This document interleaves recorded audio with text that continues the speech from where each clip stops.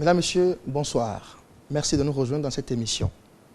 Le Bénin s'apprête à vivre deux événements économiques majeurs. Les États généraux du secteur privé pour insuffler une nouvelle dynamique à ce secteur important pour le développement de notre pays. L'autre événement, c'est la table ronde de Paris. Une table ronde au cours de laquelle notre pays ambitionne mobiliser d'importantes ressources pour financer son développement. Mais quelle part le Conseil national du patronat prend-il dans ces différents événements? Le patronat est-il associé? Quelles sont ses attentes? Pour en parler, nous recevons pour vous le président du patronat du Bénin, M. Sébastien Adiavon. M. Adiavon, bonsoir. Bonsoir. Merci d'avoir accepté notre invitation. C'est avec plaisir. Et pour vous recevoir, je suis en compagnie de Donclam Abalo de Soleil FM. Donclam, bonsoir. Bonsoir André Dossa, bonsoir à tous les amis téléspectateurs. Voilà, et puis Nadège Vissin de Golf Télévision. Nadège. Bonsoir André Dossa, bonsoir à toutes et à tous. Et voilà qui installe bien cette émission, Monsieur le Président du Conseil national du patronat. Les États généraux du secteur privé s'organisent très prochainement. Dites-nous déjà quels sont les objectifs qui sous-tendent ces assises et parlez-nous également des attentes. Je vous remercie de m'avoir donné cette opportunité pour entretenir nos concitoyens sur l'environnement général du pays. Pour ce qui concerne le secteur privé, l'organisation des États généraux, vraiment, je ne sais pas si c'est encore une trouvaille, parce que nous avions déjà réglé tous ces problèmes au niveau de la table ronde. Donc, je ne sais même pas de quoi il s'agit. Le secteur privé n'est pas associé à ça. C'est le gouvernement et sa branche de la CCIB qui organisent les États généraux. Donc, pour nous, ce n'est pas un événement, c'est un gâchis tout court. Il ne faut pas faire perdre du temps encore aux chefs d'entreprise qui en ont déjà trop perdu autour de la table ronde. Donc, je voudrais juste vous dire par rapport à cette situation que, vous savez, on a passé quand même 72 heures à la table ronde d'octobre 2012. Nous avons par la suite fait un comité paritaire, gouvernement, secteur privé, où on a pondu une matrice qui se trouve dans les mains du gouvernement. Il vaut mieux se faire aider peut-être par la Chambre de commerce pour exécuter la matrice que d'aller perdre encore nos impôts que nous payons à la Chambre de commerce. La Chambre de commerce est une structure publique dépendant d'un ministère qui est sous tutelle. À partir de ce moment, elle ne peut se prévaloir du secteur privé. C'est tout ce que je pourrais vous dire là-dessus. Et pourtant, Monsieur le Président du Conseil national du patronat, le Bénin semble avoir vu que vous avez été associé à cette rencontre, puisque le président de la Chambre de commerce et d'industrie du Bénin vous a rencontré au Sheraton Hotel et a souhaité que vous participiez à ces États généraux du secteur privé. Vous ne lui avez pas dit non à l'époque? En fait, c'était plutôt une rencontre de courtoisie et de prise de contact. Vous savez que depuis que le président de la Chambre de commerce a été élu, on devrait faire cette rencontre depuis, on n'a pas pu la faire. Et dans ces mots, il avait eu à parler de ces États généraux, mais bon, on n'était pas venu pour ça, donc on n'a pas répondu pour ça. Mais ce que je voudrais vous dire, on ne peut pas continuer de marcher tête baissée. La Chambre de commerce est une structure publique. Si nous, on a besoin des États généraux, c'est le secteur privé qui organisera ces États généraux. Nous ne participerons pas à des États généraux du secteur privé organisé par le gouvernement ou sa filiale de la Chambre de commerce. Monsieur le Président, vous estimez qu'il y a eu déjà une table ronde des opérateurs économiques, celle notamment de 2012, où un certain nombre de stratégies avaient déjà été élaborées et vous trouvez donc inutile d'aller à des États généraux. Mais est-ce que 2 ans après, les conclusions de la table ronde ne sont pas un petit peu désuètes? Pas du tout. Je voudrais simplement vous dire que les conclusions de la table ronde s'étalent même sur plus d'une décennie. C'est des étapes. Il y a des actions à faire urgemment de manière urgente tout de suite. Il y a des actions à court terme, des actions à moyen terme et des actions à long terme. À partir de ce moment, il faut déjà commencer par résoudre l'équation qui est déjà là. On a déjà travaillé. Ce n'est pas seulement le secteur privé qui l'a fait, c'est et le secteur public et le secteur privé. On a fait un comité, on a pondu des rapports. Maintenant, si c'est la tête de Sébastien Jabon qui ne plaît pas pour conduire la NDPP que nous avons prévue, mais maintenant, ils ont une structure qui est sous tutelle. Ils peuvent se servir de cette structure pour aller de l'avant. Mais il ne faut pas gaspiller nos fonds comme ça. Une table ronde, un autre truc qui se fera, c'est forcément de l'argent à dépenser. Et c'est nous qui payons ça. On n'acceptera pas que la Chambre de commerce prenne nos sous pour faire du désordre. Elle n'a qu'à s'occuper de ses rôles, à savoir faire connaître les entreprises à l'étranger, faire les foires, valoriser nos entreprises. C'est pour ça qu'on paye des impôts. En fait, vous payez des impôts à la Chambre de commerce. Ce n'est pas comme au patronat. Le patronat, vous y entrez librement et vous ressortez librement. Et on n'est pas sous tutelle. Si quelqu'un accepte d'être sous tutelle, il n'a qu'à savoir qu'il doit répondre à sa tutelle. Mais il ne peut pas se servir du fait qu'il soit privé et qu'il soit sous tutelle pour dire que la structure qu'il gère est du secteur privé. C'est impossible.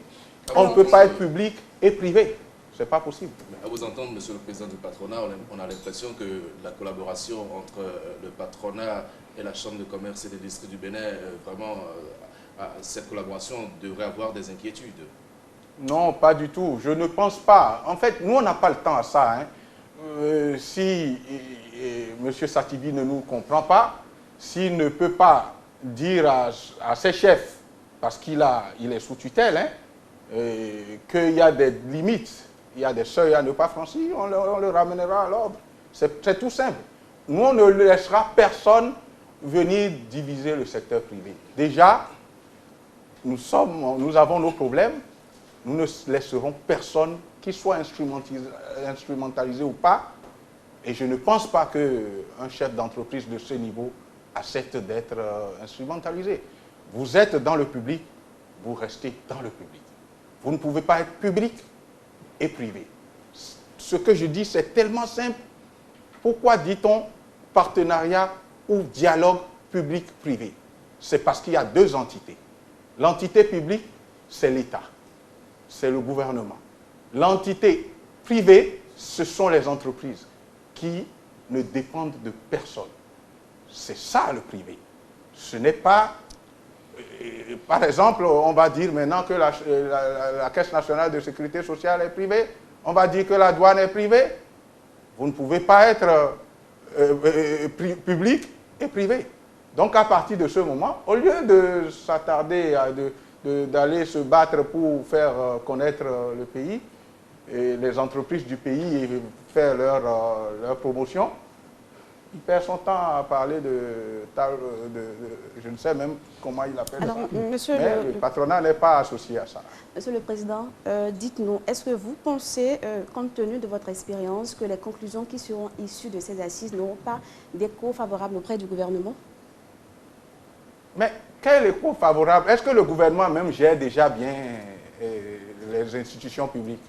Il faudrait qu'ils arrivent d'abord à gérer eux-mêmes tout ce qui est État. Vous voyez comment les sociétés d'État végètent, non?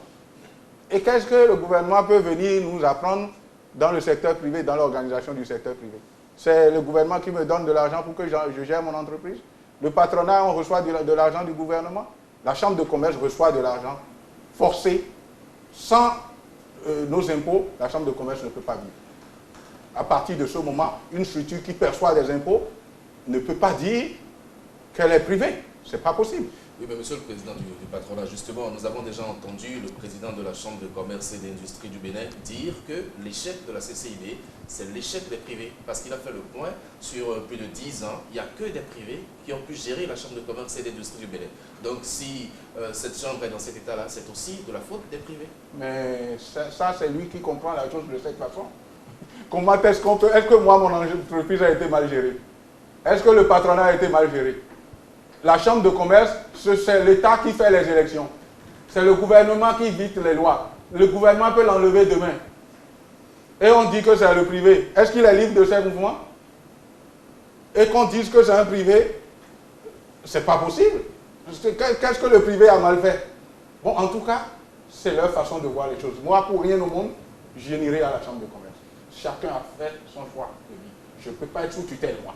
Monsieur Diavon, pour évoluer et finir avec cette première question, alors, pour récapituler un peu, dites-nous, est-ce que ce refus du patronat de participer aux États généraux fait suite à une invitation de la structure qui l'organise, à savoir notamment la CCIB? Non, mais un peu, c'est comme si c'était un peu de la provocation. Moi, j'ai vu qu'on a envoyé une invitation en disant que il y a une décision de la Chambre de commerce qui décide de mettre le président de la Chambre de commerce comme président de la commission pour aller aux États généraux. Le vice-président, c'est le président du patronat. Et les ministères sont en dessous. Tous les membres, là, c'est les cadres des ministères. Où le ministre est en dessous de nous. Je ne comprends même pas d'où est sortie cette idée, mais ça, c'est son affaire. Mais on n'a même pas été associé à cela. On ne sait même pas d'où est-ce que c'est sorti. Est-ce que c'est de ça que le Bénin a besoin aujourd'hui? Le Bénin a besoin que les entreprises soient connues à l'extérieur. L'accompagnement des entreprises, c'est le rôle de la Chambre de commerce. Et si elle n'est pas capable de jouer ce rôle, l'histoire retiendra. Il y a d'autres qui sont passés, non? Ils ont dit qu'ils ont mal géré. Lui aussi répondra un jour. Nous avons accompagné parce qu'on s'est dit, après tout, c'est un chef d'entreprise qui va être élu. Tel que les lois sont faites aujourd'hui, c'est forcément un chef d'entreprise qui doit être élu président de la Chambre de commerce. Mais c'est celui que le chef de l'État veut, c'est celui que le gouvernement veut.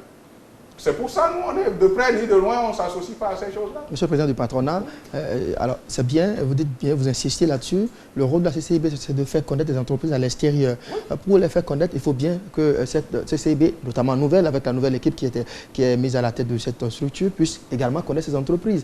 Ne trouvez-vous pas donc opportun qu'on organise, qu'on organise ces états généraux? Non, je vais vous expliquer comment ça se passe. Pour que vous puissiez avoir même une carte d'importateur aujourd'hui, vous êtes obligé d'aller payer des impôts à la Chambre de commerce. Alors, toutes les entreprises sont répertoriées déjà au niveau de la Chambre de commerce. Les grandes, les plus grandes, les moins grandes, les petites, les micros, toutes sont répertoriées au niveau de la Chambre de commerce. À partir de ce moment, si la Chambre de commerce veut mieux connaître ses cotisants forcés, il suffit seulement qu'il aille dans son fichier, il pourra les connaître. Et ce n'est pas son rôle. Vous savez, regardez, nous allons, à plusieurs salons, et c'est nous qui payons, hein, mais c'est le rôle de la Chambre de commerce. C'est ce que font les autres chambres de commerce dans les autres pays. Les entreprises individuellement n'étant pas fortes, il faut que les cotisations qui sont faites forcées puissent servir à faire connaître les entreprises désireuses d'aller à l'export, qu'on puisse les connaître et qu'on puisse vraiment les valoriser. Il n'a qu'à déjà commencer par faire ça. C'est très important parce que quand on dit États généraux, ça c'est encore pour gaspiller de l'argent. Vous allez voir, c'est des perdièmes qui vont passer de gauche à droite. Nous, on n'est pas dans ça. Oui, mais Monsieur le Président, ces États généraux sont peut-être l'occasion à la Chambre de commerce et d'industrie du Bénin de vous faire le point de la gestion jusque-là, parce que nous savons que vous contribuez à la caisse de la Chambre de commerce et d'industrie du Bénin. Est-ce que vous faites régulièrement le point? Est-ce qu'en allant aux États généraux, vous n'aurez pas la possibilité de savoir vraiment comment cette Chambre est gérée et faire vos propositions pour une meilleure gestion de la Chambre? C'est important. Non, mais ce n'est pas le lieu. Ce n'est pas le lieu. Les États généraux du secteur privé ne riment pas avec un bilan à présenter. Et encore, Nous payons des impôts, mais on ne nous fait aucun bilan. Et le bilan, c'est à l'État, au gouvernement qui font le bilan. Hein. Donc, comprenez que c'est une structure sous tutelle qui n'a pas de compte à nous rendre, bien que ce soit nous qui cotisons forcés. Donc, si ils veulent rendre compte de quoi que ce soit, ils n'ont qu'à mettre ça dans des brochures ou nous envoyer ça par mail au niveau du patronat. Mais encore que nous n'avons pas de moyens de concision sur la CCIB. Nous sommes tenus de payer forcés des impôts pour que la CCIB vive. Mais pour que la CCIB puisse faire le travail qu'est le sien, à savoir promouvoir les entreprises du pays. Parce que ce sont ces entreprises qui font que la CCIB peut vivre. Est-ce que vous nous apprenez ici que le dialogue entre le secteur public et le secteur privé est totalement rompu? Mais c'est au peuple même de constater. Nous avons fait une table ronde, nous avons passé 72 heures. 72 heures pour moi, c'est énorme. Je ne peux accepter que je passe 72 heures et qu'après, qu'on passe 45 jours à sortir une matrice et qui n'est pas exploitée. Et qu'est-ce que j'irai dire encore avec des gens comme ça? Mais si c'est ma tête qui n'est... Je dis bien, si c'est pas moi, on ne veut pas de moi, c'est pas un problème. C'est le secteur privé. Il n'a qu'à prendre... Au moins, on a fait la matrice. C'est le privé et le public qui ont monté la matrice. Prenez ce que vous voulez dedans et exécutez. Vous avez l'impression qu'on ne veut pas de vous, c'est ça? Mais je n'ai même pas besoin qu'on ait besoin de moi. Je n'ai pas mon temps à perdre. Vous savez, nous, quand on fait mal, on paye, on ferme l'entreprise. Mais les gouvernants, rien. Ils ne font que mettre la main dedans. Ils dépensent sans rendre compte. Mais nous, on a obligation de résultat. À partir de ce moment, je ne vais pas perdre mon temps à aller m'amuser.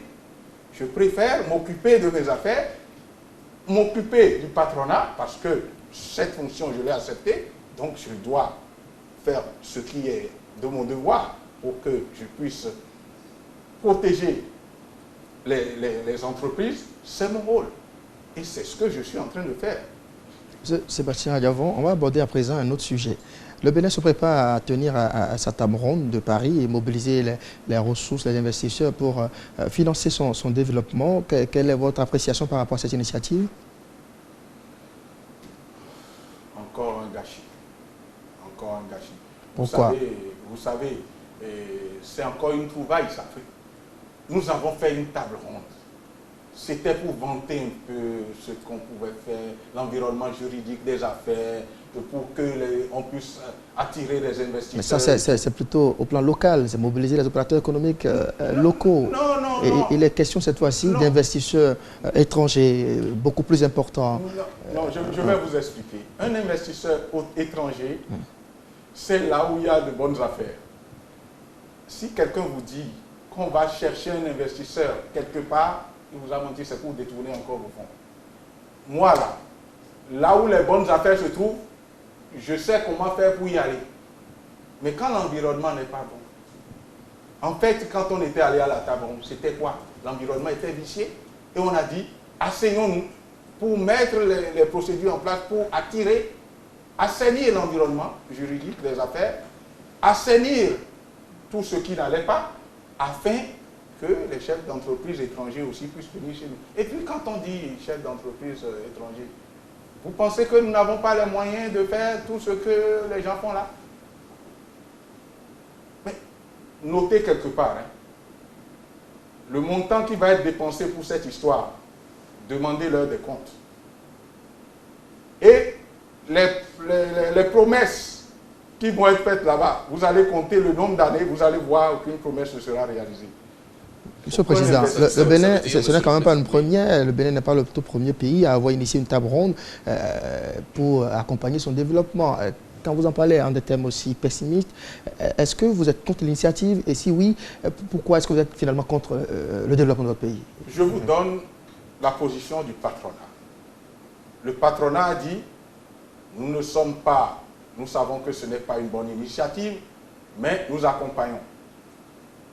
Mais la position du président du patronat, c'est quand je sais que ce n'est pas une bonne initiative, je n'accompagne pas. Est-ce que ça veut dire que votre position est différente de celle du patronat? Non, je dois respecter la décision du comité directeur du patronat. Le comité a dit, on accompagne. Donc, le patronat sera représenté, mais pas au niveau où ça doit être. Pourquoi vous mettez-vous en marge de cette décision du bureau du patronat? Mais je ne me mets pas en marge. Nous avons tous reconnu que cette histoire ne va rien apporter. Mais comme c'est pour notre pays, il ne faudrait pas que nous soyons des apatrides. Donc nous nous ferons représenter pour que ça ne soit pas nous qui soyons l'échec de cette table ronde. C'est juste ça. Mais c'est une complicité, monsieur le Président. Lorsque vous y allez, c'est que vous êtes comptable. C'est justement ce que je veux refuser. C'est pour ça que je ne serai pas complice de ce qui n'est pas bon. Mais vous savez, quand vous êtes dans une association et que la volonté de la majorité dit d'aller dans tel sens, vous avez dû être le président, vous pouvez être ce que vous voulez, vous êtes obligé d'obtempérer.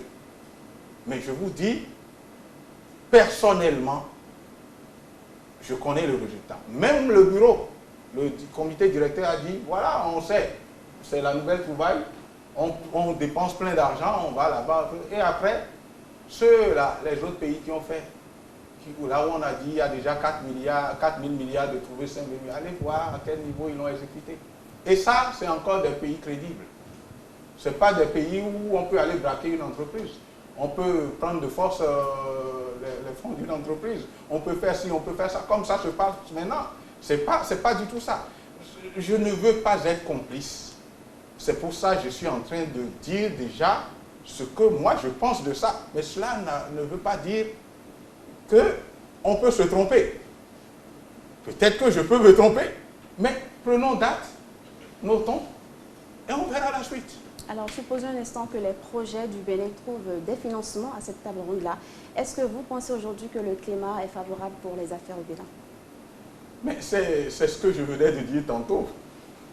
Vous voyez les affaires qu'il y a, les braquages des entreprises et tout ça. Vous pensez qu'un étranger sérieux viendra mettre de l'argent au Bénin? Qu'est-ce que vous appelez braquage des entreprises?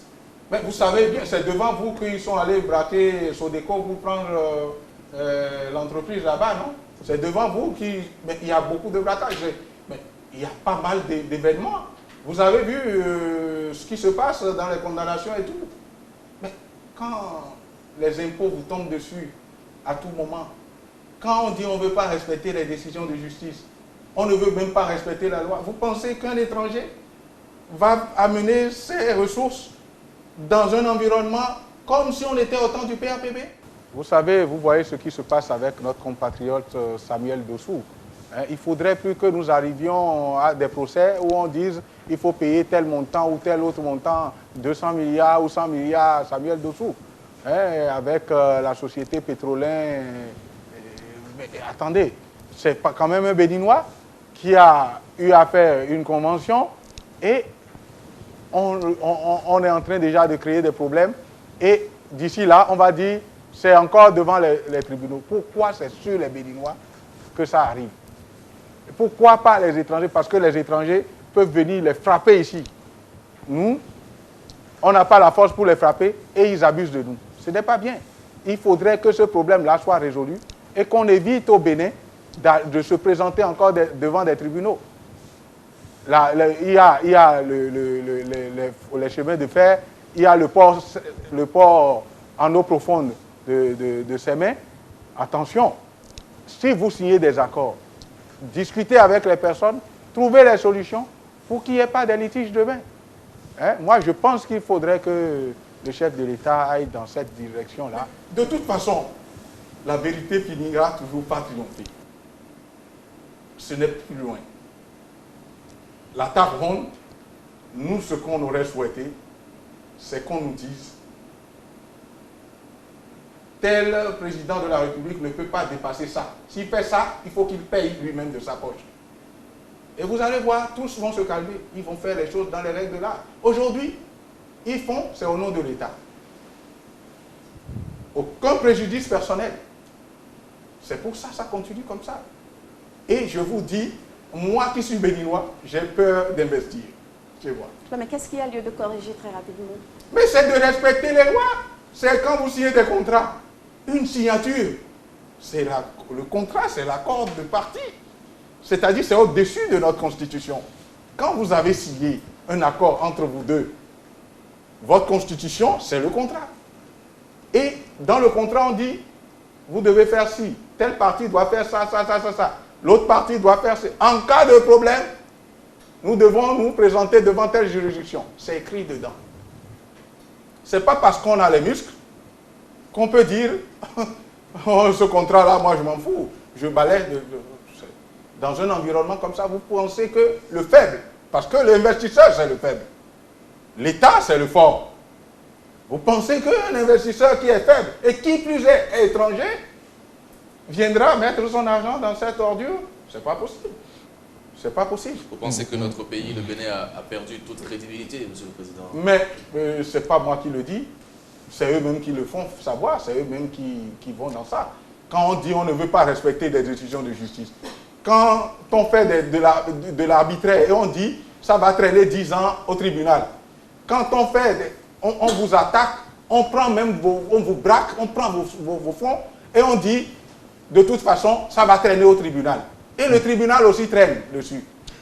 Parlant de tribunal, d'affaires, d'arbitrage, M. Sébastien Diavon, l'actualité reste dominée par cette sentence rendue par la CCJA au sujet du dossier Bénin Contrôle. Quelle lecture en avez-vous faite, M. Diavon, cette sentence de la CCJA? Vous voyez, c'est ce que je vous disais toujours. Il y a quelques mois, je disais que si le chef de l'État était prêt à payer de sa poche les dommages et intérêts que cette histoire engendrerait, qu'on allait l'accompagner sous toutes les formes. Mais les gens disaient, mais Diavon va trop loin. Mais on n'a pas trop traîné. Maintenant, les résultats sont là. Quand on demande à notre pays de payer plus de 140 milliards, vous savez, c'est comme si nos institutions n'existaient plus. Parce que quand le chef de l'État dépasse ses bornes, nous avons des institutions qui devraient dire « Stop ! Là où vous allez, vous êtes en train d'engouffrer le pays. » Mais si ces institutions se taisent, c'est qu'elles sont coupables aussi. Il ne faut pas seulement tout mettre sur le dos du chef de l'État. Le chef de l'État veut faire quelque chose qu'il ne doit pas faire. C'est à ces institutions de le ramener à l'ordre. Parce qu'ils en ont les moyens. Ils peuvent aller même jusqu'à le démettre. Pour dire, si vous allez là, on va vous démettre. Vous pensez que c'est possible dans l'environnement actuel de notre pays? Mais c'est ce que ça devrait être. Mais il se fait que les institutions aussi sont noyautées. Et on vit sans institutions. C'est un gros problème. Écoutez, on va à la table ronde à Paris, il paraît. Et la Cour commune de justice de Luanda sort une décision. Et nous avons ratifié l'accord de Luanda. Et un ministre se lève pour dire on ne paiera aucun copec. À la veille d'une table ronde à Paris. Et après, on peut s'attendre. Mais si le Béninois, on ne lui paye pas son argent, ce n'est pas à un étranger qu'on peut braquer. Parce que qu'est-ce qui va se passer encore? Monsieur le Président, oui. La CCJA n'a pas demandé au gouvernement béninois d'avoir à payer et tout de suite 141 milliards à Patrice Talon. C'est quand le Bénin n'aurait pas retourné, comme l'indique d'ailleurs la sentence, le PVI, le programme PVI, à Bénin Contrôle, dans les conditions précisées par le contrat, qu'on devrait payer cette somme. Moi, je ne suis même pas d'accord qu'on puisse payer un montant comme ça pour des erreurs aussi manifestes. Parce que c'est des contrats qui ont été signés hein, par Talon et par le gouvernement dans son entièreté. Donc, si le Bénin devrait payer ça, je pense que ça fera date. Et un jour, ceux qui ont signé ça paieront. Le Bénin a déjà dit qu'il ne payera pas. Dans ce cas, le Bénin est dans l'autre disposition peut-être, à savoir remettre à nouveau le PVI à Bénin Contrôle. Cela est-il possible? Vous pensez que c'est possible, Monsieur le Président, dans l'état actuel des choses? Mais ils ont signé un contrat. Un contrat, quand il est signé, il doit être respecté. Maintenant, tel que c'était parti Bénin Contrôle, c'était pas du tout bienvenu. C'était mal fichu. Et si ça devrait se faire même de cette façon, il faudrait que le patronat soit associé. Parce que tel que ça s'est fait la dernière fois, on n'acceptera plus ça. Parce que, vous savez, les choses sont quand même simples. On peut s'entendre. À partir du moment où vous avez un contrat, vous voyez que le contrat dans lequel il y a des problèmes dans le contrat, vous vous asseyez. Vous voyez qu'est-ce qu'il faut élargir pour le bien du peuple. Cette histoire de PVU a fait énormément de mal aux chefs d'entreprise du Bénin. Énormément. Les gens ont perdu des prêts qui sont allés octroyer, tout ça. Il ne faudrait plus que ça arrive. C'est ça la matrice que nous avons envoyée au sein du gouvernement, le comité paritaire a fait. C'est pour éviter qu'il y ait d'autres encore PVU, d'autres Bénin Contrôle comme ça. Parce que quand c'est bien fait, tout le monde applaudit. Quand c'est bien fait, tout le monde applaudit. Il n'y a pas de PVI sans douane. On ne peut pas faire le PVI sans les douaniers. On ne peut pas faire le PVI sans que le patronat ne soit associé. Il y avait eu trop d'incohérences dans ce contrat de PVI. Alors vous voulez dire qu'il peut y avoir un arrangement entre Patrice Talon et l'État béninois?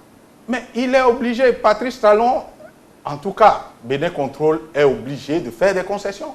Le contrat, on ne peut pas lui arracher ça de force comme ça. Il faut discuter et arriver à un compromis. Parce que nous n'étions pas là quand les contrats ont été signés. On n'était pas là.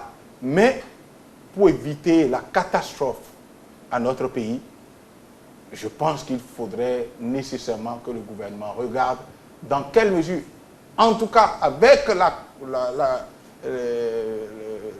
l'association du patronat, pour que nous puissions avoir un PVI humain et correct.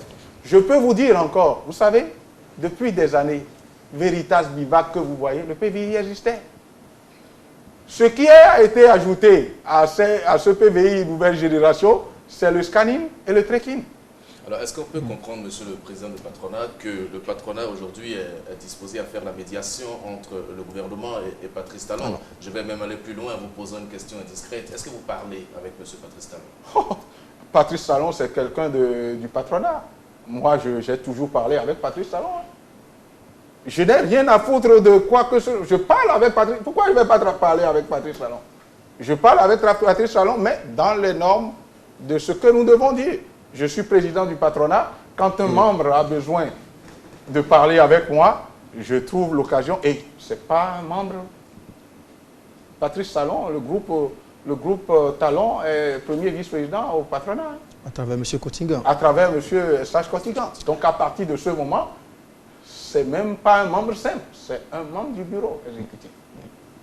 À partir de ce moment, je ne vois pas pourquoi je ne vais pas parler avec Patrice Talon. Mais je veux rester au-dessus. Monsieur le Président, quand on vous écoute, vous ne semblez même pas trouver une petite situation atténuante au gouvernement qui est quand même intervenu hier et a dit ne pas se retrouver dans cette sentence qui a été rendue. Le gouvernement béninois dit n'avoir pas été écouté, n'avoir pas été représenté à cet arbitrage. Je ne pense pas que ça soit vraiment la décision du chef de l'État. Peut-être que c'est un ministre qui est venu...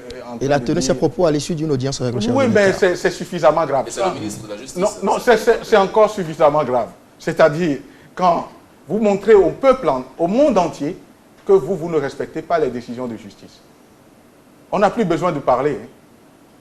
Dans ce cas, ils n'ont qu'à rester chez eux. Il ne faut pas qu'ils aillent à Paris. Hein, parce que c'est encore nos sous qui seront encore allés. Ils iront... Vraiment... Quel est l'environnement dans lequel on prend une décision de justice? Même si tu es le chef de l'État, tu es obligé de respecter. Ça veut dire que Si le chef de l'État dit qu'il ne veut pas respecter une décision de justice, c'est du parjure. C'est du parjure. Et ça, je ne pense pas que mon chef de l'État peut... Et en tout état de cause, je dis, c'est quand même les institutions qui ne jouent pas leur rôle. Quand un chef... Qu'est-ce qu'elles auraient dû faire selon vous? Mais à partir du moment où il y a parjure, le président de l'Assemblée sait ce qu'il doit faire. Le parjure a été constaté à quel niveau et quels sont les éléments que vous Mais amènent à dire quand cela? il y a une décision, qu'est-ce qu'on appelle parjure? Le chef de l'État, en prenant fonction, jure de respecter notre Constitution. À partir du moment où la Constitution est violée, c'est du parjure. À partir de cet instant où les lois de la République sont violées, bafouées, comme au temps du PAPB, c'est du parjure. Et demain, chacun répondra devant l'histoire. Vous êtes jeune, vous êtes peut-être moins jeune que nous. Nous avons vu ce qui s'est passé au temps de la Révolution. Mais ce que je tiens à vous dire, c'est que tout ce qui se fait se paye. Quand tu fais mal là, tu vas payer. Après, ils vont demander amnistie. Donnez-nous amnistie. Dans quel pays on gère et après on demande amnistie? Pour le moment, ils n'ont pas encore demandé. Mais on s'achemine. Mais regardez, quand un ministre fait un détournement, même aujourd'hui, il faut l'envoyer devant l'Assemblée, que l'Assemblée vote son accusation, avant qu'on ne... Alors que nous, on ne peut pas voler. Tout de suite, là, on est déjà en prison. Qu'est-ce qu'ils sont de plus que nous? Encore que le ministre, c'est... Je ne veux pas trop parler. C'est grave. C'est-à-dire, tant que le pays serait comme ça, nous n'allons jamais nous développer. S'ils sont vraiment des patriotes, ils n'ont qu'à dire, si on détourne, on fait qu'on nous juge simplement. Et que le chef d'État aussi dise ça. Vous allez voir, tout va bien se passer dans le pays. Monsieur le Président, nous allons rester dans la même logique pour parler du pardon présidentiel, le pardon que le chef de l'État a décidé d'accorder à Patrice Talon. Quelle interprétation faites-vous? Pour vous dire vrai, par rapport à cette histoire de pardon, je pense que je ne veux même pas savoir qui a raison ou qui a tort. Un plaignant est allé dire « je retire ma plainte, je pardonne, quel que soit ce qu'il y a ». C'est un acte de grandeur. Quel que soit ce qu'on peut dire. Mais c'est arrivé très tardivement. Mais mieux vaut tard que jamais. Je vous dis, il fallait ça depuis longtemps. Parce que ça nous a déshonorés sur le plan international. C'est quoi cette histoire-là? Tous mes partenaires. Mais c'est quoi cette histoire chez vous, là? Empoisonnement. Nous, on a demandé au chef de l'État. Depuis, pardonnez, oubliez cette histoire, il n'y aura pas de gagnant, il n'y aura pas de... Puisque vous n'êtes pas mort. Même s'il devrait y avoir empoisonnement, il n'y a pas eu de mort. Mais ce qu'il nous fait, nous autres, c'est trop. Mais on pardonne tous les jours. L'autre a dit que dans le pardon, le premier pas est toujours difficile. Il a peut-être mis du temps, mais il a finalement fait. Mais qu'est-ce que ce pardon, selon vous, peut induire comme un impact sur la vie socio-politique de notre pays, la situation socio-politique de notre pays, et peut-être aussi économique? Je pense que le pardon, si ceux qui l'utilisent connaissent le sens, le pardon suppose réhabilitation. C'est-à-dire, vous avez pardonné quelqu'un. Vous lui avez peut-être pris tous ses biens. Vous devez lui remettre ses biens. Si vous ne l'avez pas fait, c'est que vous n'êtes pas encore en train de faire le pardon. C'est pour ça que je suis en train de dire, asseyons-nous, mettons tout à plat et voyons ce qui peut être encore sauvé pour cette nation. Vous n'avez pas vu comment cette histoire a empoisonné la vie économique, politique et tout, sociale et tout du pays depuis bientôt 2 ans? C'est un gâchis pour notre pays. Mais c'est arrivé. C'est arrivé. Je demande au chef de l'État de poursuivre dans cette direction. Mais quand j'entends un ministre aller parler encore comme ça, je me demande où est-ce qu'on va, quoi. Le ministre a dit que la sentence de la CCJA est intervenue après l'acte du chef de l'État, à savoir son pardon à l'endroit des personnes mises en cause dans les différentes affaires que je n'ai pas rappelées. Vous avez dit tout à l'heure que vous parlez, vous échangez souvent avec M. Patrice Talon. Est-ce qu'il s'en est ouvert à vous? Est-ce que vous savez à peu près ce qu'il pense, ce qu'il a pensé de cette démarche du chef de l'État? Non, depuis j'ai eu cette histoire de pardon, je les ai appelés pour leur dire félicitations. Ça s'est arrêté là. On n'en a pas vraiment échangé. Vous avez appelé qui et qui? Non, c'est quelques détenus, Patrice Talon. Moi, je parle peut-être 2 fois par mois ou même parfois tous les jours. Je peux parler avec Talon. Je n'ai pas de limite. Seulement que je discute de ce qui concerne l'entreprise. Ce que je sais, c'est que cette sentence, elle a une date. Regardez la date et regardez la date du pardon. Peu importe. Peu importe. Si c'est même le pardon est arrivé après la sentence, peu importe. Le pardon est quand même arrivé. Et ça, il faut s'en réjouir. Il faut dire, quand c'est beau, il faut dire que c'est bon. Vous avez dit, Espérien de Boniaï, qu'il joigne l'acte à la parole. Après le pardon, on a vu que les victimes collatérales ont été également absoutes. Elles ont été libérées, ces personnes. Alors, qu'est-ce que, selon vous, Patrice Talon doit également faire en termes de concession pour accompagner et montrer sa bonne foi?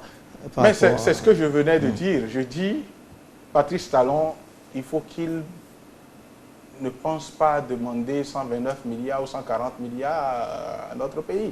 Il faut qu'il s'entende qu'on lui remette PVI, mais remanié PVI en collaboration avec le patronat. Et la douane. Il n'y a pas de PVI sans la douane. Et si le gouvernement refusait, Monsieur le Président? Bon, là, je ne suis pas le gouvernement. C'est-à-dire, ça ne va qu'envenimer la situation. Ça veut dire que si vous ne voulez pas remettre, c'est que vous nous exposez à payer les 140 milliards. Et ce serait dommage et dommageable pour notre pays. Mais qu'est-ce que ça peut détruire Bénin sur le plan international? Mais c'est ça qui fait encore peur. Le fait que ça ne soit même pas une décision du Bénin, c'est une décision de la Cour qui a été faite à Abidjan. Donc, tout le monde est au courant. Le monde entier est déjà informé.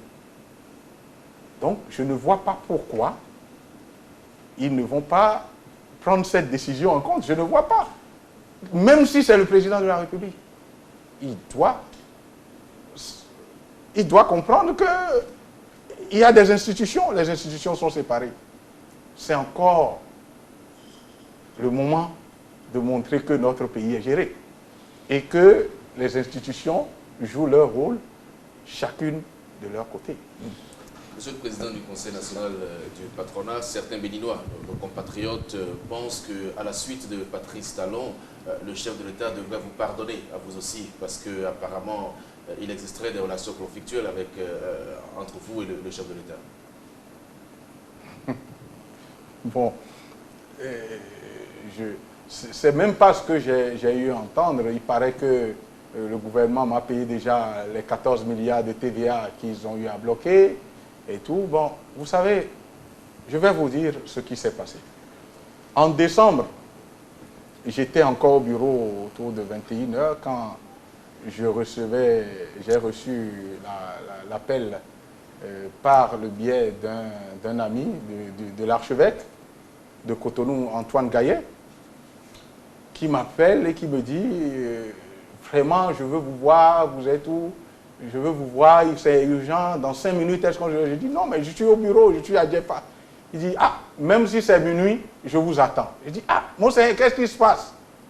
Je dis, non, il faut venir. Bon. J'avais encore un rendez-vous, j'ai dû arrêter parce que je suis d'obédience catholique, hein, c'est ma foi. Et je me suis rendu là-bas. À ma grande surprise, qui je vois là-bas, je vois la directrice de cabinet du chef de l'État, Monsieur Émile Paraíso, qui m'attendait. Je dis, mais qu'est-ce qui se passe? Et je vais là, et Monseigneur dit, voilà, je laisse la directrice de cabinet vous transmette un message du chef de l'État. Et ce message disait qu'ils m'ont tellement offensé qu'ils demandent pardon, qu'ils veulent me payer les 14 milliards, mais d'accepter d'oublier les dommages et intérêts parce qu'ils veulent résoudre le problème. À l'amiable. À l'amiable. Et je dis, ben, qu'est-ce qui arrive? Vous bloquez l'argent d'une entreprise pendant des années, vous êtes des banquiers, vous savez bien que moi je vais prêter de l'argent et je paye des intérêts, vous me demandez de laisser les intérêts en perte et profit, et je fais comment? Et Monseigneur dit, mon fils, de grâce, ce que je viens d'entendre, je souhaiterais que tu fasses un effort, que tu fasses un effort pour que on ne dise pas que vous êtes braqué, vous êtes braqué. Je dis, mais Monseigneur, comprenez, ça c'est une affaire financière. Pas fini. Je dis, Monseigneur, il n'y a pas de problème. Il me paye tout de suite et j'abandonne les intérêts. Ils disent non, mais on ne peut pas sortir les 14 milliards. Je dis, ah bon? Parce que vous pensez que moi je vais effacer les intérêts et attendre encore pour que vous me payiez une partie et le reste après? Non, moi je ne peux pas accepter. Monseigneur est rentré encore dedans et dit, donc, ils vont te payer et sur les 2 ans, ils vont payer le reste, tout ça. J'ai dit, Monseigneur, ce n'est pas des gens de bonne foi. Ils sont venus demander pardon, hein, mais vous serez déçus. Je fais la construction, j'accepte qu'ils payent 70% tout de suite et 30% sur 2 ans. Et Madame Khatchébin a dit, je vais aller vite les voir pour dire, ben, est-ce qu'on peut faire ça rapidement, un peu vite faire les documents? Je dis, non, on est déjà au tribunal.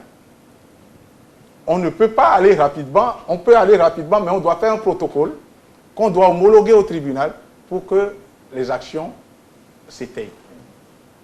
Et on a eu à faire ce protocole, c'était depuis décembre. Hein.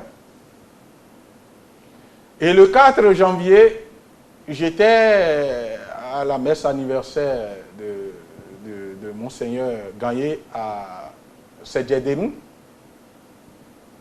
Et le chef de l'État était arrivé à la messe. Mais moi, nous, on était déjà dedans quand le chef de l'État est arrivé. Alors, j'ai dit, ok, j'étais assis, il y avait le garde-corps du chef de l'État qui était à côté de moi, et le chef de l'État était dans la rangée, mais pas loin. Alors, on a fini la messe. Naturellement, je ne l'ai pas salué parce que je ne peux pas dépasser le protocole pour aller le saluer. Parce que c'est le chef de l'État, on ne va pas dire je ne vais pas violer le protocole et partir. On était en public. Ça veut dire que si le chef de l'État en public voulait que je le salue, c'était de dire à son garde-corps, celui qui est là pour dire appelez-moi M. Ajavon. Je n'irai pas débloquer. Ça, c'était en public. Je ne peux pas ne pas accepter de saluer le chef de l'État. Jusqu'à l'heure où nous parlons, il est le chef de l'État. Je peux refuser d'aller le voir en privé, mais en public, je lui dois du respect. Je lui dois du respect. Et à cause de ça, le chef de l'État dit, je ne paye plus. Vous êtes sûr que c'est rien qu'à cause de ça? Est-ce que vous l'avez dit puisque Monseigneur... Il y a des témoins. Hein. Est-ce que vous l'avez entendu dire ça? Vous l'avez dit à vous-même? Mais ils m'ont même envoyé un courrier pour dire, il faudrait que je lui écrive pour dire que je l'ai salué, je ne l'ai pas salué parce qu'il y avait ce problème. Et j'ai envoyé le courrier, j'ai signé pour dire, ben, je ne suis pas impoli. J'ai été éduqué. Quand je vois mon chef d'État, quel que soit le problème que nous avons en public, je suis tenu de le saluer. Est-ce que le courrier a eu de suite? Je dis à la date d'aujourd'hui, je n'ai eu aucun paiement. Il n'y a pas eu de suite, il n'y a rien eu. Est-ce que vous avez fait des démarches à l'endroit du gouvernement pour savoir s'il y a peut-être eu d'autres contingences qui ont expliqué le fait que vous des gens qui viennent chez toi. Il n'y a pas eu que Mme Hadjemé, le ministre des Finances, le ministre d'État Abiola, Émile Paraíso. Mais c'est des gens qui vivent. Hein. Vous venez, vous demandez pardon, vous dites, vous m'avez offensé. Et j'accepte. Mais c'est pour ça que je dis, je veux voir la suite du pardon du chef de l'État. Lui seul peut résoudre tous les problèmes du pays. Hein. Ceux qui vivent de ces problèmes-là ont intérêt à raviver le feu. Parce que si ces problèmes s'arrêtent, ils n'auront plus à manger. Monsieur Adjavon, vous est-il impossible aujourd'hui, en tant que président du Conseil national du patronat, d'avoir une discussion au téléphone avec le président de la République? Est-ce que vous lui parlez? Est-ce que vous vous parlez? À vrai dire, à partir du moment où on a eu à faire la table ronde, et je peux vous dire, ils sont allés plus loin, ils m'ont même convoqué à la police. Vous me devez de l'argent? Ils ont eu le toupet de me convoquer à la police. Pour quelle raison? Mais je ne sais pour quelle raison, pour m'intimider. On m'appelle à la police, on dit, oui, on nous a envoyé un dossier pour que on vous doit 14 milliards, et pourquoi c'était sans tête. Et on me dit, on vient vous interroger chez vous. J'ai dit, non, vous m'avez convoqué, non? Et j'ai la preuve de la convocation. Et je suis allé, et j'ai répondu. Le commissaire, ils étaient trois, je crois, ils disent, ben, c'est problème, hein. Vous me devez de l'argent, mais après tout ça, vous venez, vous dites, vraiment, on vous a fait trop de mal. Et j'ai pardonné. J'ai pardonné pour des milliards. Si je vous dis ce que ça me coûte, les fonds bloqués là, en intérêt, c'est déjà plus de 6 milliards. Est-ce que vous regrettez aujourd'hui ce pardon? Moi, j'ai pardonné et je suis sincère dans ce que je dis. Mais le pardon n'est pas un oubli.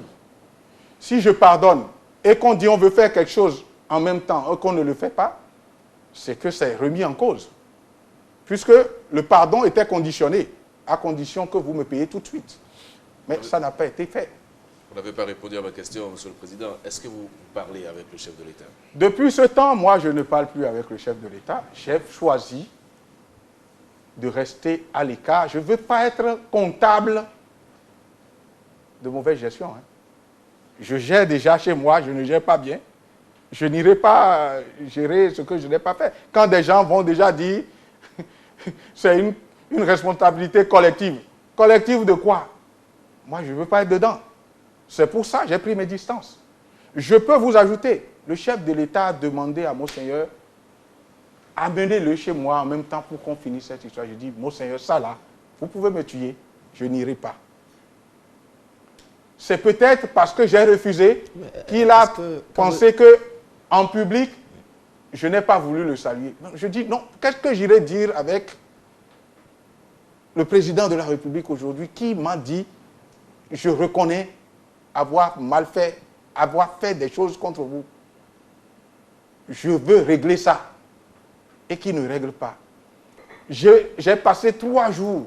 Monsieur Adjavon, pourquoi refuser l'appel, l'invitation d'un président de la République que l'on dit respecter? Mais ça, c'est en privé. Quand on me dit, que si c'est un truc public, avec ma charge, je suis obligé de répondre. Mais quand il s'agit de ce qui me concerne, j'ai le droit aussi de dire non ou oui.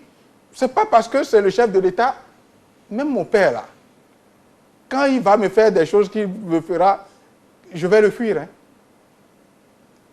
C'est une façon de marquer sa différence. Mais en public, c'est le chef de l'État. Je lui dois du respect. Hein. Je lui dois du respect. Mais concevez que, après m'avoir fait tout ça, que je puisse, sans rien faire, sans rien dégeler, j'irai encore le voir. Qu'est-ce que je vais dire? Mais pourquoi ne pas aller l'entendre d'abord avant de prendre une décision?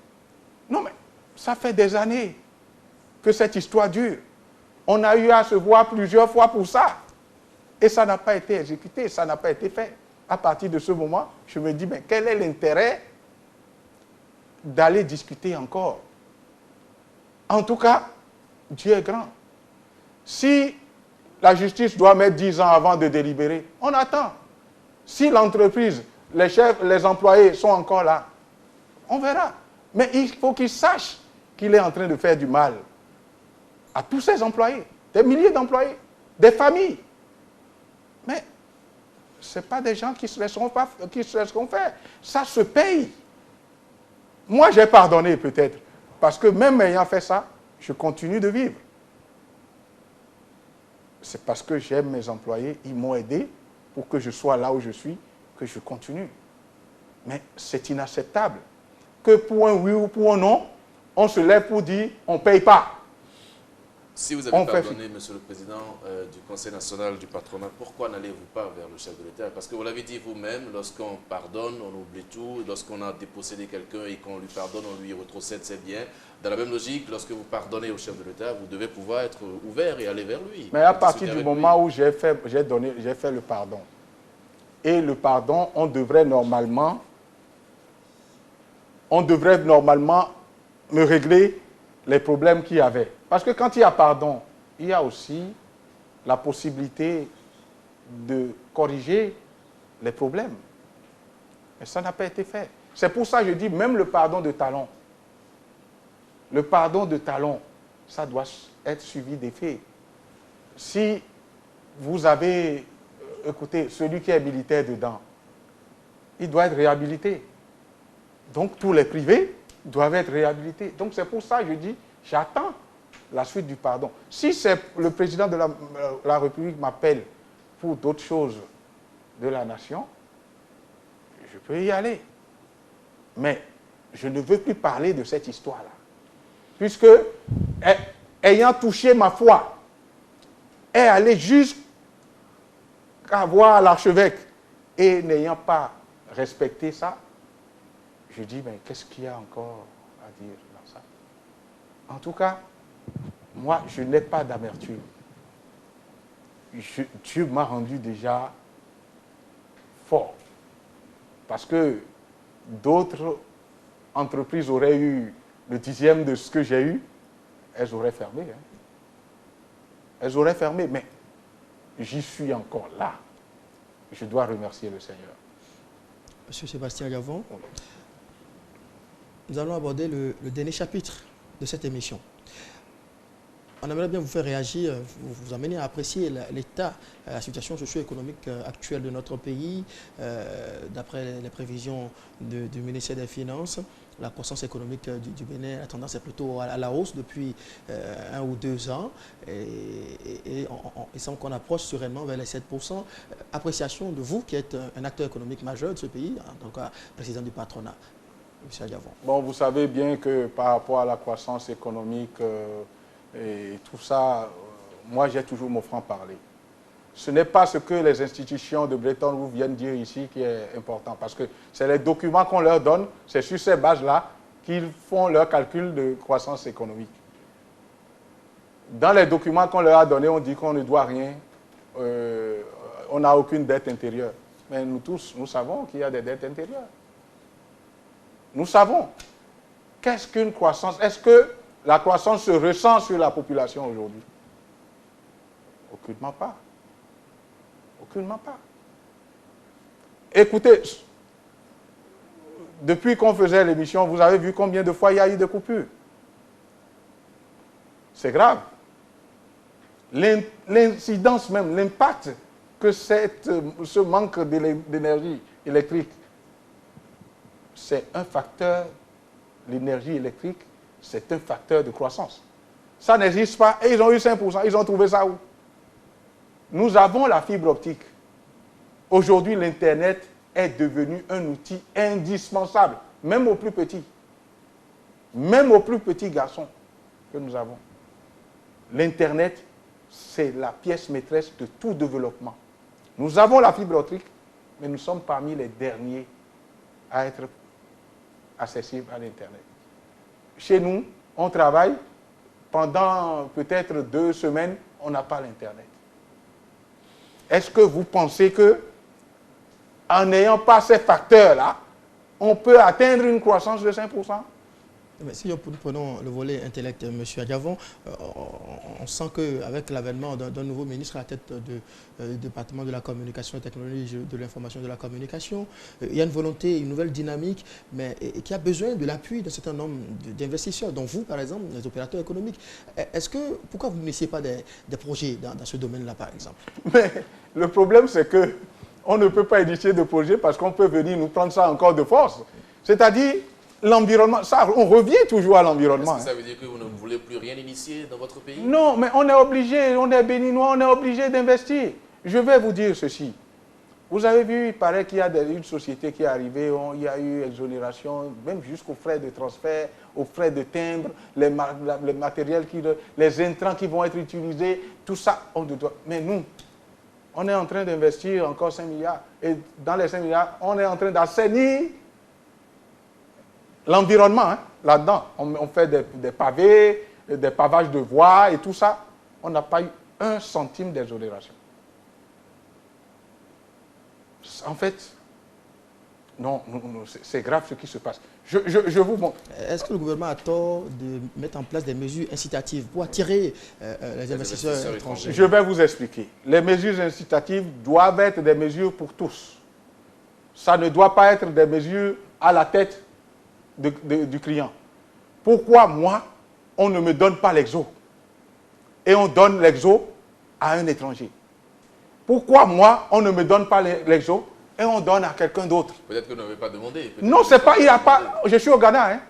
On ne demande pas l'exo. Les lignes sont tracées. Quand vous avez fait tel investissement, vous avez droit à telle exonération. Vous ne voyez même pas le ministre. Le ministre ne vous connaît même pas. Et, a priori, encore le chef de gouvernement. Vous ne voyez personne. Les lois sont déjà là. Tout est déjà bien fait. Et là, ce n'est plus une question de dire, c'est à la tête de si, lui, on ne va pas lui donner les eaux. Comme si c'est leur argent. On construira notre pays comment? Regardez, regardez. Ça, c'est la facture SBE. Ils vont envoyer 150 millions de factures. Pour combien de temps, monsieur le président? Pour 28 jours. Mais vous êtes un grand consommateur d'énergie électrique. Oui, j'étais à 40 millions. Et avec le délestage, hein, c'est comme si on s'organise au niveau de l'État pour gruger les entreprises. 150 millions. Ça, c'est pour 28 jours. Avec le temps, ça, nous allons les assigner. Hein. On va les, même si notre justice est sous boisseau, on va le faire quand même. Et on le mettra sur leur responsabilité, le fait de ne pas avoir rendu justice. On ne peut pas continuer comme ça. Ça veut dire quoi? On veut m'éliminer. Ils ont pris par d'autres moyens, ils n'ont pas pu. Maintenant, on envoie des factures de 150 millions. Donc vous n'allez pas régler cette facture? Mais moi, là, je vais trouver ça où? Vous savez ce que ça fait? Ça fait près de 2 milliards, 1 milliard 800 millions pour l'année. 1 milliard 800 millions pour l'année. Est-ce que je gagne ça? Déjà, je suis en train de faire le dos rond pour payer mes charges, payer mes employés et tout. Maintenant, comme je ne suis pas encore mort, on m'envoie des factures de 150 millions. Je ne vais pas me laisser faire. Je demande, vous voyez ce qui se passe avec BD Contrôle, il faut faire les contrats. Il faut bien, je demande aux chefs d'entreprise, n'ayez pas peur, faites bien vos contrats. La vérité jaillira toujours un jour. Alors, Monsieur le Président, de manière générale, qu'est-ce que l'instabilité énergétique fait perdre aujourd'hui aux entreprises béninoises? Je viens juste de vous donner l'exemple. Je viens de recevoir 150 millions. Alors que je n'ai pas... J'ai utilisé pour plus de 12 heures mes groupes électrogènes par jour. Mais c'est pour vous dire, assassinez-les. Les entreprises qui travaillent là, assassinez-les. Alors pourquoi vous êtes toujours dépendant de l'énergie électrique? Pourquoi est-ce que vous ne prenez pas votre liberté en termes d'énergie électrique? C'est ce que nous sommes en train de faire. Nous serons obligés de prendre notre indépendance énergétique.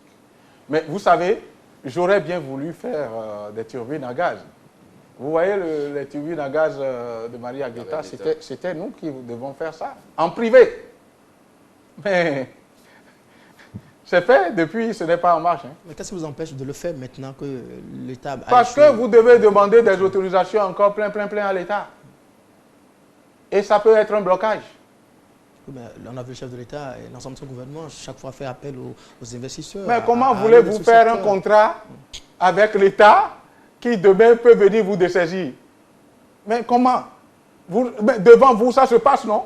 Alors, finalement, c'est une bonne excuse, cette situation avec Bénin Contrôle, puisque chaque fois vous l'évoquez, et il semble que c'est ça qui empêche aujourd'hui même les locaux de développer leur pays, de participer au développement de leur pays. Ce n'est pas aux étrangers de venir investir. Si vous voyez un étranger venir là, c'est qu'ils ont donné même peut-être nos sous-sols. Ils ont tout donné. Sinon, quelle est l'attractivité du Bénin? L'environnement juridique est pourri. Le braquage avec la fiscalité, on peut vous sortir. Vous avez entendu 35 milliards. Non? Et c'est ces mêmes personnes qui sont venues dire pardon, on vous a offensé. Et ils ne sont pas en train de régler. Donc, sur un coup de tête, on peut vous anéantir. Mais on est quand même en démocratie au Bénin, monsieur. Quelle démocratie? Donc, c'est ça, si c'est ce que vous appelez démocratie. Il y a la liberté d'expression, vous vous exprimez là librement. Mais on ne peut pas tout nous prendre. On doit lutter pour qu'on ne nous prenne pas tout. Et c'est les maigres libertés qui nous restent qu'on est en train d'utiliser.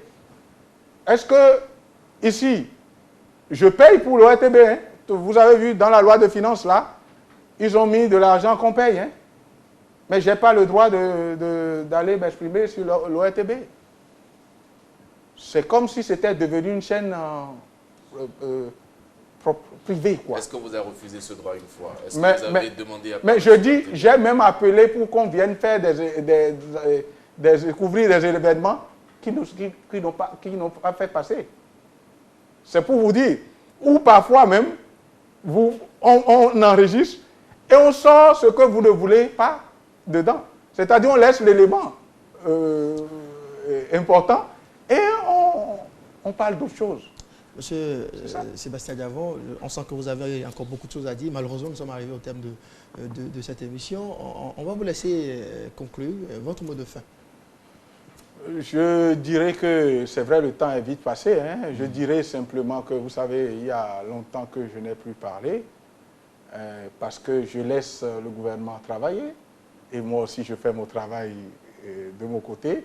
Ce que je souhaiterais vraiment, je voudrais demander au chef de l'État, qui est le chef de l'État du Bénin, à l'heure où nous parlons encore, de persévérer dans sa ligne de pardon et de joindre l'acte à la parole.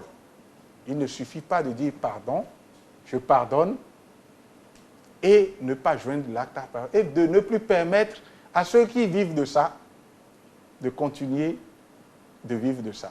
Ceux qui travaillent doivent vivre de leur travail. Vraiment, je l'implore. Et j'implore notre Seigneur de lui venir en aide pour qu'il comprenne qu'enfin, il faut calmer les choses. Parce que toute attaque mérite réplique. Et ce n'est pas bien pour notre pays. Je vous remercie. Merci. On ne va pas vous laisser finir. Vous souffrez que je pose une question au président du Conseil national du patronat. On n'a vraiment plus le temps. Juste une question avec votre permission. Beaucoup de Béninois annoncent le président Diavon en politique. Est-ce que c'est vrai? Je ne sais pas faire la politique, moi. Ce que j'ai fait toute ma vie, c'est l'économie. Ce sont mes affaires. Vous avez vu que je ne veux même pas aller faire de contrat avec l'État. Est-ce que quelqu'un qui est formaté comme ça peut aller faire de la politique? On va faire la politique. La politique, où on doit passer, on vous dit, ils sont à droite, il faut savoir que peut-être c'est au milieu qu'ils sont en train de passer ou c'est à gauche. Chacun a son métier. Hein. Et Dieu a déjà fait ses œuvres. Je ne peux pas on vous aura compris. faire la politique. On vous aura compris, merci, monsieur Sébastien Diavon. Merci, le président du patronat du Bénin. Merci d'avoir partagé avec nous votre point de vue par rapport à ces différents dossiers que nous avons pu aborder avec vous. On retiendra avec vous que vous invitez le chef de l'État à poursuivre dans sa ligne de pardon et surtout à joindre l'acte à la parole. Merci donc Lama Balo de Soleil FM. Merci à Nadège Vicin de Golf Télévision. Merci à nos amis techniciens et merci aux amis téléspectateurs. Portez-vous bien.